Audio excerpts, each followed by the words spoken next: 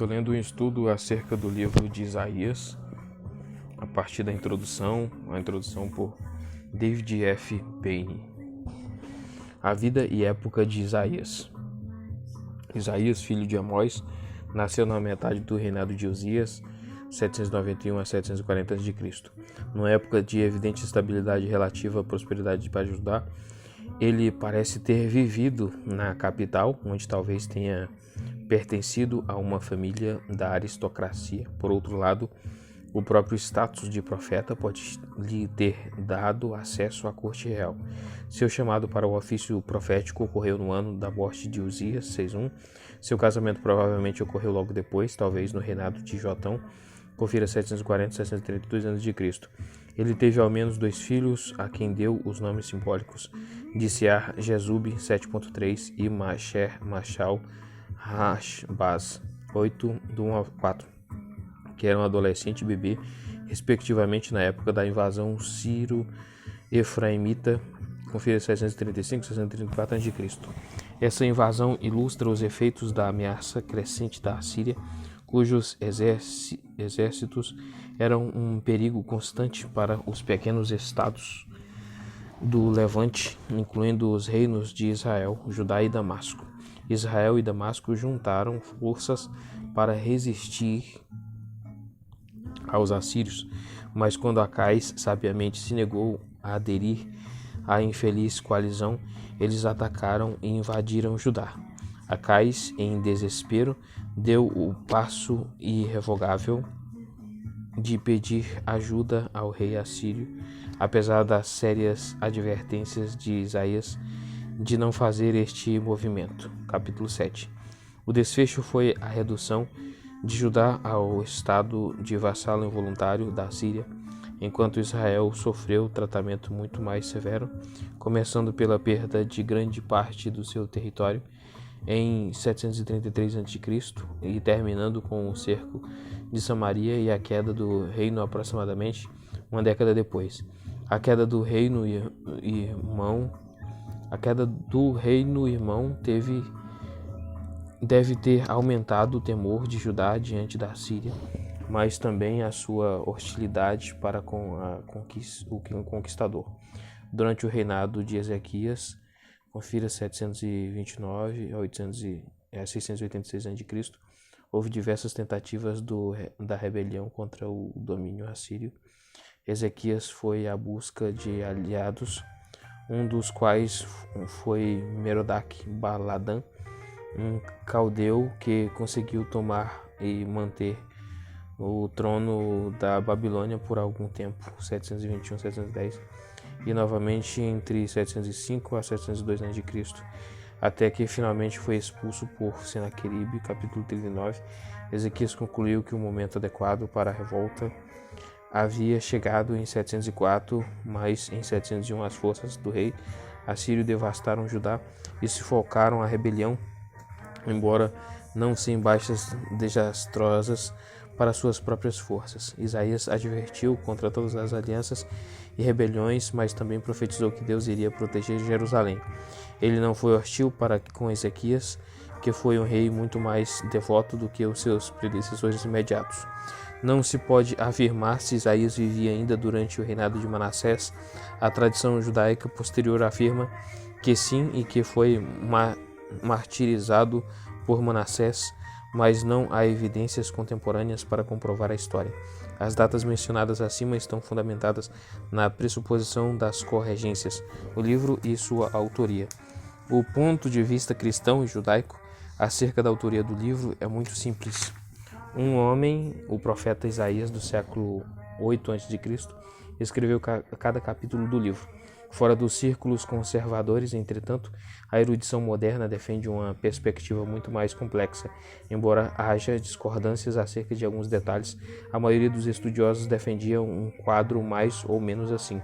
Os oráculos do próprio Isaías estão contidos no capítulo 1 a 39, os capítulos 40 a 55 são são em grande parte a obra de um profeta exílico do século VI, e os capítulos 56 a 66 contêm os oráculos de ao menos mais um homem que trabalhou na Palestina no final do século VI, e o livro todo também incorpora muitas notas editoriais, em geral breves, mas algumas bem extensas.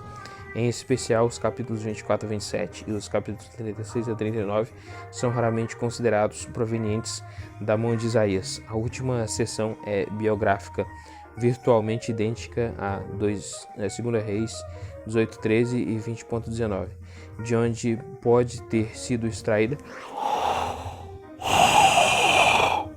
e pode facilmente ser interpretada como obra de um editor que queria dar um final à história de Isaías e também prover a transição. Capítulo 39.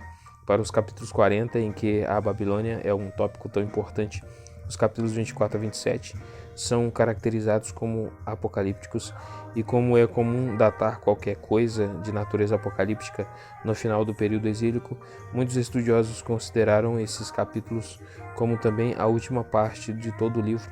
A data da composição de Isaías 24 a 27 não pode ser considerada isoladamente da data de Daniel. Vê a introdução de Daniel.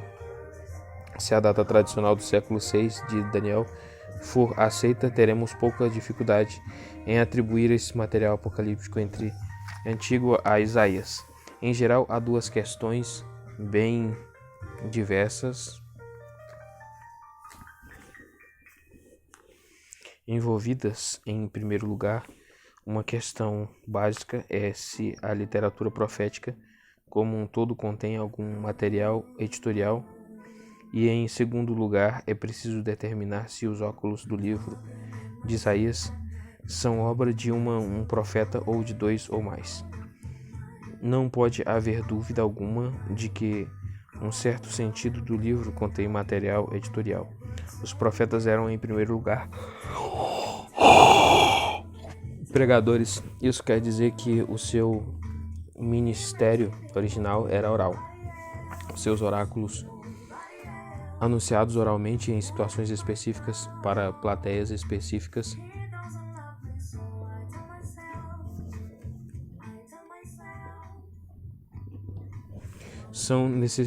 não necessitavam de material editorial.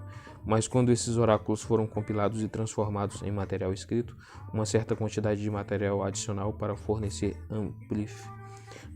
amplificações, explanações e elos de ligação entre os oráculos foi inevitável. Um exemplo muito claro disso pode ser visto em 16:13. A questão real, portanto, é se e em que medida os profetas serviram de editores do seu próprio material. Em geral, há poucas evidências em que fundamentar a definição dessa questão. Muitos eruditos concordam em que o próprio Isaías editou uma série de seus oráculos iniciais, formando o documento mencionado como um mandamento. 8:16.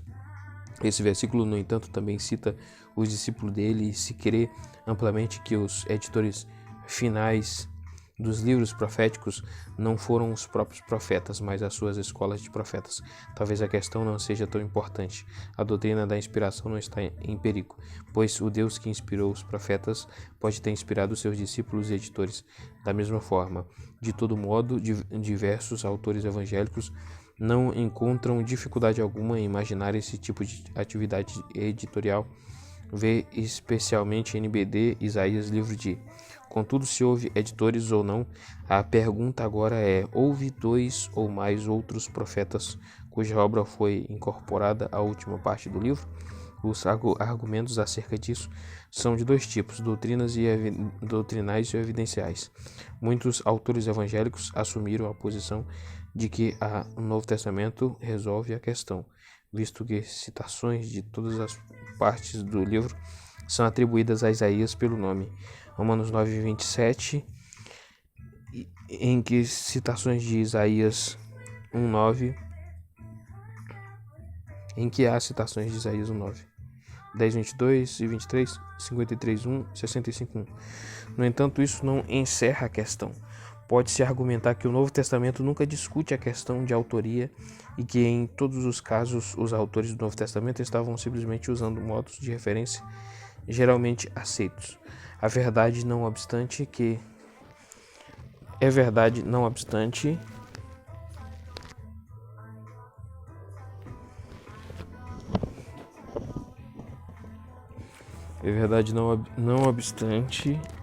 que segundo o que sabemos, na época do Novo Testamento, ninguém nunca questionou a unidade do livro de Isaías.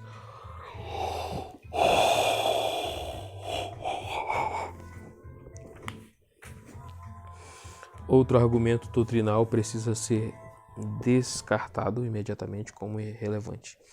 Existe uma impressão amplamente difundida de que crer em mais de um Isaías automaticamente constitui uma negação da profecia preditiva. Isso simplesmente não é verdade, porque o fato óbvio é que todos os estudiosos concordam em que os capítulos 40 a 66 contêm uma boa parte de predições. A questão em jogo é outra, ou seja, se é predição de curto ou de longo prazo. Nenhuma perspectiva em si constitui uma negação do miraculoso, independentemente das opiniões doutrinais de estudiosos individuais. Visto então que os argumentos doutrinais não são seguros, a questão precisa ser decidida com base em fundamentos evidenciais. Muitos argumentos têm sido usados, por exemplo, análises detalhadas de estilo e linguagem, acerca dos quais se devem consultar comentários mais extensos, mas o ponto básico da controvérsia é simples. Praticamente todos os comentaristas concordam em que os capítulos 40 a 55 predizem a queda da Babilônia e o subsequente livramento dos exilados judeus de um ponto de vista no tempo da situação do exílio. Em outras palavras, a queda de Jerusalém, 587 a.C., é descrita como um evento passado e a queda da Babilônia, 539 a.C., como um evento futuro, 51, 17 a 20 e 47, do 1 ao 5, respectivamente.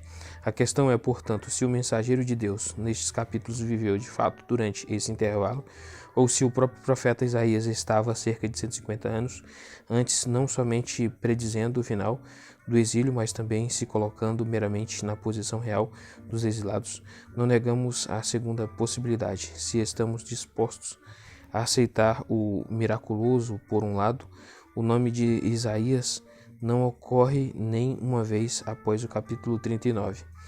E uma transposição tão longa e constante no tempo, por assim dizer, é absolutamente singular.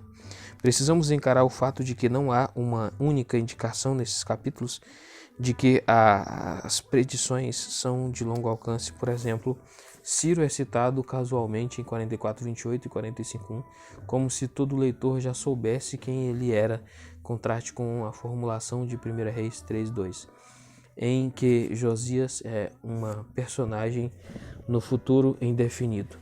Daí vem a atratividade, ao menos para muitos estudiosos, por ponto de vista de que os capítulos 40 a 55 contêm os oráculos de um profeta anônimo do século VI. Esse profeta é conjectural, embora se sustente amplamente que 40.6 descreve brevemente o seu chamado para o ofício profético e anônimo, de forma que ele precisa ser chamado de segundo Isaías, ou deutero Isaías por conveniência. O argumento principal contra essa hipótese é de fato o seu anonimato. Se realmente houve esse profeta extraordinário ministrando aos exilados na Babilônia, como é possível que até o seu nome e toda a lembrança dele se tenham perdido? É verdade que qualquer profeta na Babilônia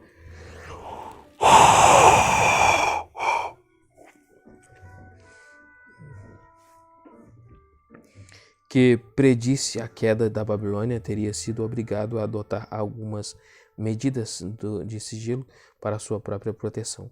A tese tradicional da unidade de autoria levanta mais uma questão que com frequência é omitida por autores conservadores.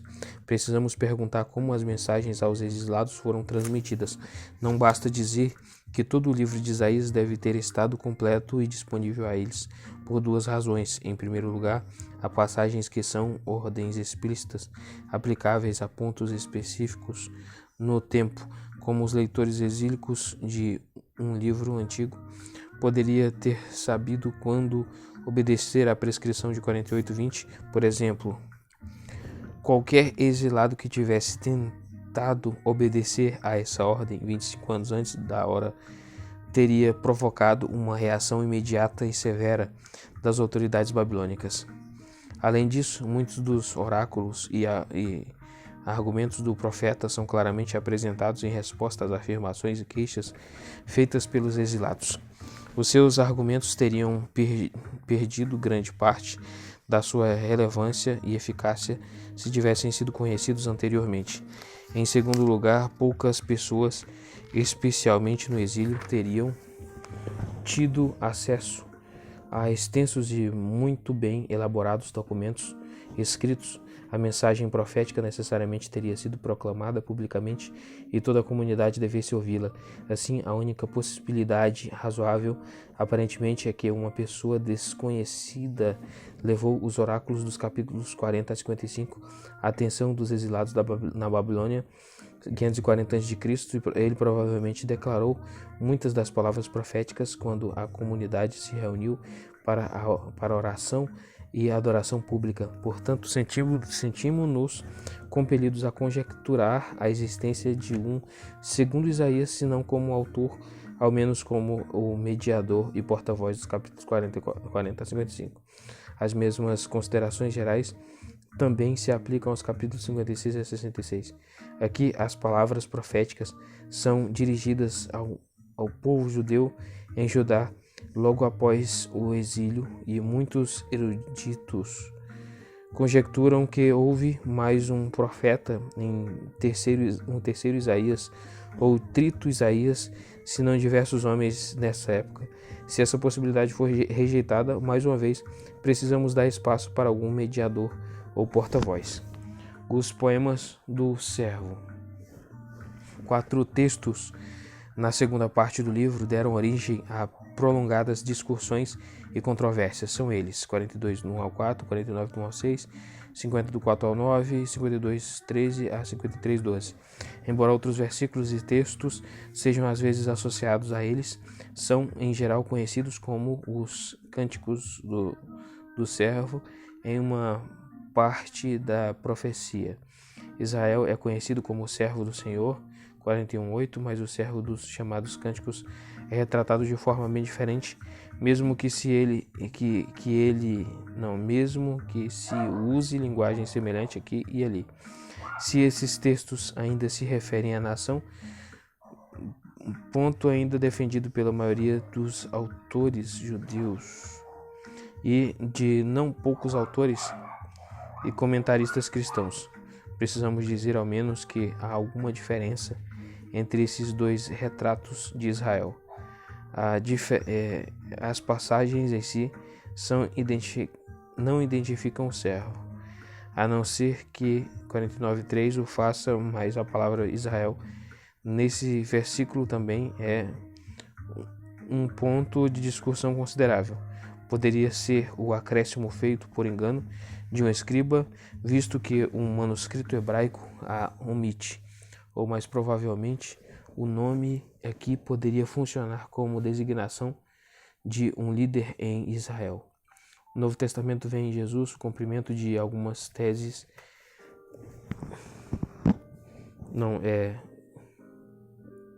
O Novo Testamento vê em Jesus o cumprimento de alguns desses textos, especialmente 52:13, 53:12. Confira Mateus 8:17, 1 Pedro 2:24 a 25, etc. Com base nisso, os textos podem bem ser designados messiânicos.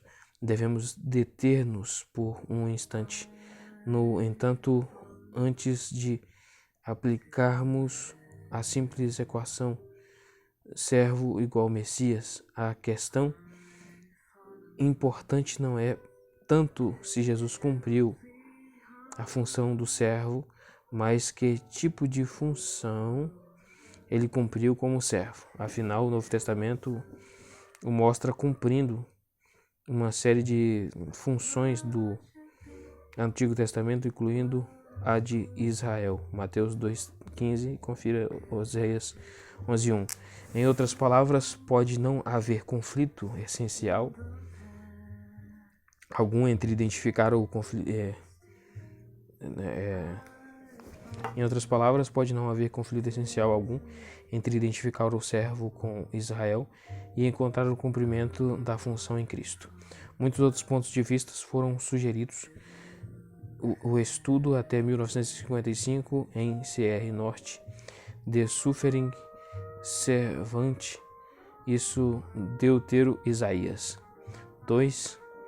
Ed Loads, 1955, hipóteses de que o servo tenha algum indivíduo histórico como Ezequias ou Jeremias são raramente cogitadas hoje, embora seja bem possível que ao esboçar o seu retrato, o profeta tenha se baseado na experiência histórica de israelitas individuais. A hipótese autobiográfica que foi levantada pelo eunuco etíope, Atos 8:34, ainda tem os seus defensores ocasionais. O fato de que o segundo e o terceiro cânticos são expressos na primeira pessoa do singular é a principal base para isso.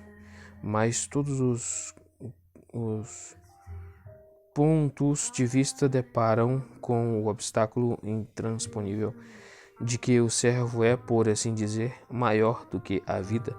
Nenhum indivíduo histórico na era pré-cristã alcançou esse padrão. Outras hipóteses podem ser regularmente descartadas como muito improváveis. A função do servo, aparentemente, é retratada como uma parte régia e em parte profética. O retrato talvez se baseia um pouco em Moisés e um pouco em Davi. Aliás, o próprio termo servo do Senhor, é aplicado a estes dois indivíduos com frequência muito maior do que o outro indivíduo qualquer. Os textos, então, podem bem estar dizendo que o futuro da liderança de Israel, além do exílio, vai estar centrado numa pessoa que é ao mesmo tempo régia e profética, e não menos que isso, sofredora.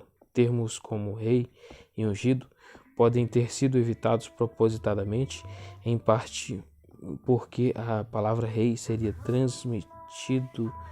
teria transmitido uma impressão muito esquizofrênica. Tá errado aqui. Teria transmitido uma impressão muito estereotipada, certo? E uma plateia exílica. Podemos lembrar como Jesus foi cuidadoso no seu uso e omissão desses mesmos termos. E em parte porque o profeta não queria predizer a restauração muito precipitada da dinastia davídica na Jerusalém pós-exílica, que muitos queriam ver, mas pela qual esperam em vão. Podemos assim explicar a falta de precisão nessas profecias e também a expansão em que o pensamento do profeta oscila entre a nação futura e o servo futuro, pois o Messias viria algum dia somente por meio dos exilados que retornaram e do Israel restaurado. A liderança verdadeira e designada por Deus estava no contínuo histórico que era Israel. Em certo sentido, então o servo é tanto Israel quanto o Messias.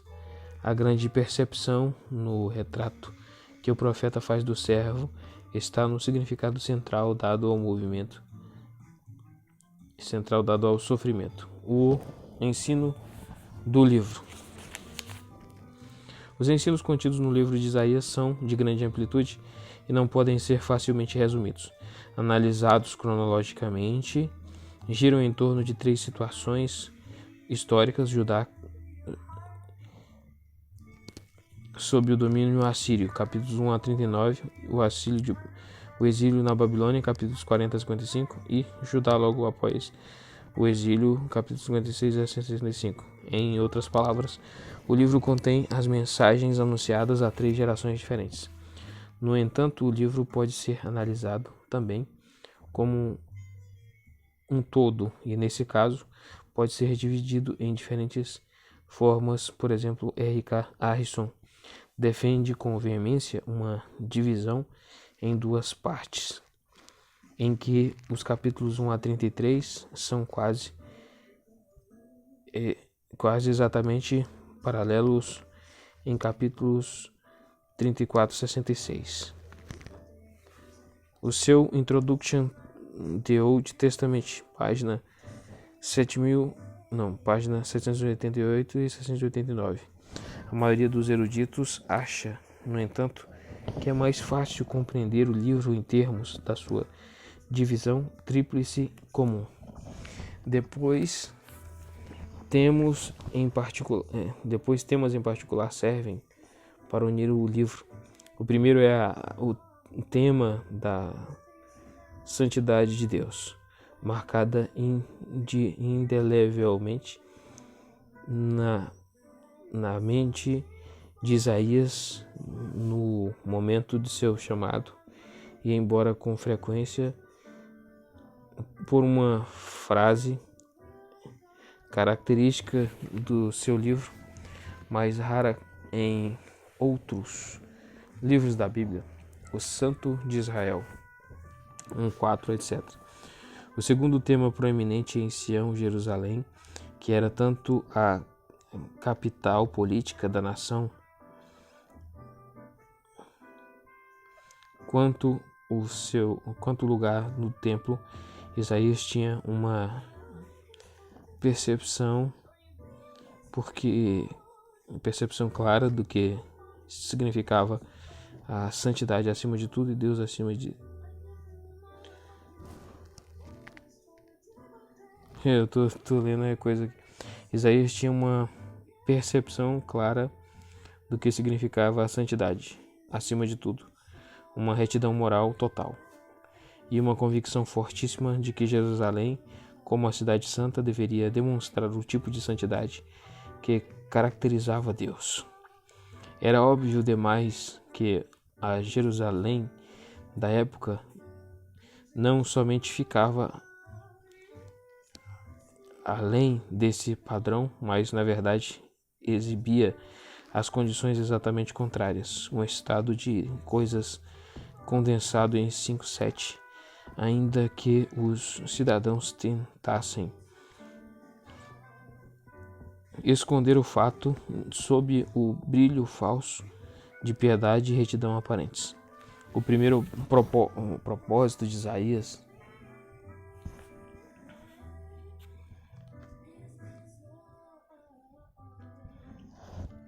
então foi arrancar esse verniz e revelar a verdade, para deixar claro que o Deus Santo não poderia tolerar essa situação indefinidamente, e para indicar algo dos propósitos de Deus para Jerusalém, tanto no curto prazo quanto para um futuro mais distante. O castigo e a purificação eram inevitáveis.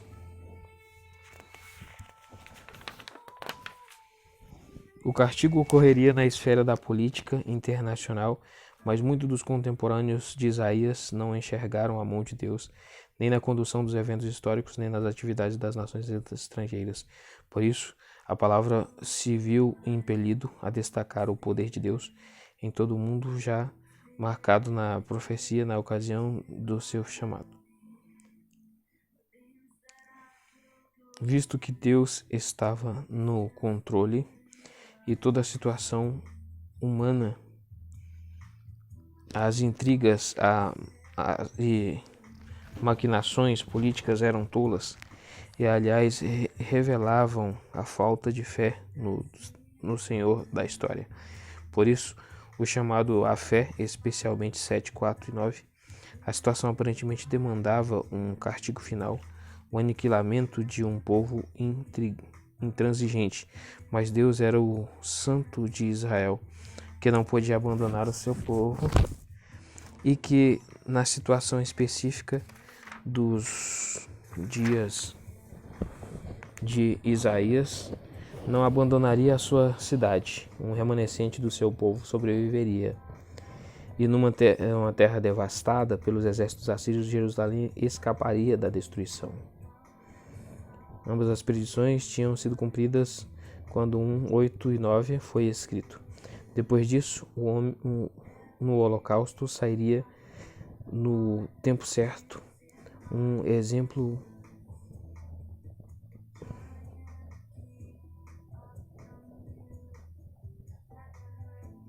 vou ler de novo aqui. Depois disso, do holocausto sairia no tempo certo um povo purificado numa cidade verdadeiramente pura sob o reinado de um rei ainda mais do que Davi.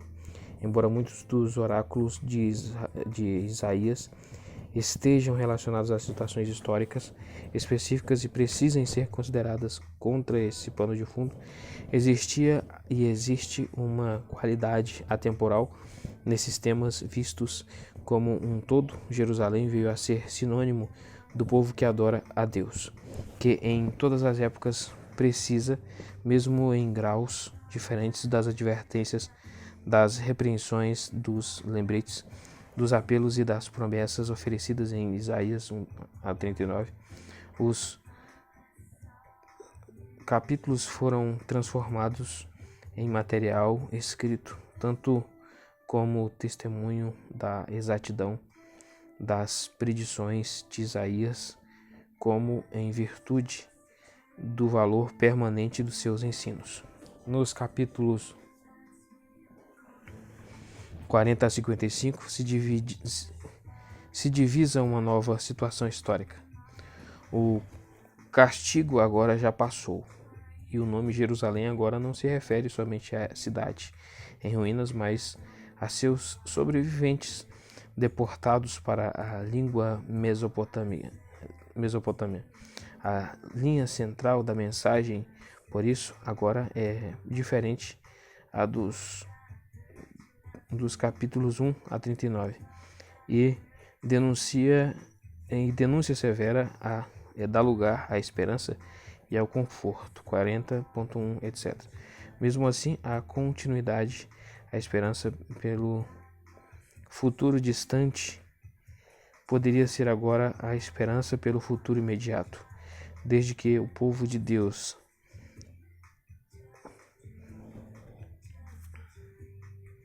agarrar-se à oportunidade. Deus ainda é apresentado enfaticamente como o Senhor da história, embora a ênfase agora esteja na sua função de Salvador